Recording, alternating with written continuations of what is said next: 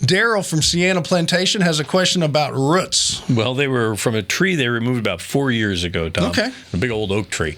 Daryl writes, the roots were destroying a walkway, so we milled down the trunk and moved the tree and the high roots.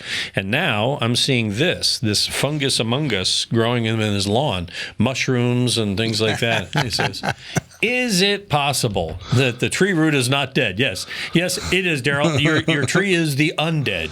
No, it's not. Anyway, he says he wants to know, is it possible that it's a living root that's causing that problem, or is it just a rotting root? It's a lot of organics that is letting the mushrooms grow. Oh, okay. So it's rotting. But when you showed me that, I remember a guy in radio years ago, John Burrow. Right, I remember John. And I said, John, I had mushrooms growing in my yard. He goes, I use a 5-iron. So I had to start laughing when you showed me that. Yeah. But the bottom line is, you have so much organics and stuff going on. It's a great breeding ground or a planting ground for stuff that wants to grow. So it's just a time of the year. The mushrooms will die when it gets hot, and it'll go through a cycle, but don't worry about it. But the tree's not growing back. No. Our garden guy, Danny, actually says that that's a sign of a healthy lawn. It really is. It really is. But you still have the 5-iron. And you have your email, and that's how you can send us a question. Visit us at HomeShowRadio.com. You can see examples of other answers over here. We'd love if you'd subscribe to our channel. It would help us out.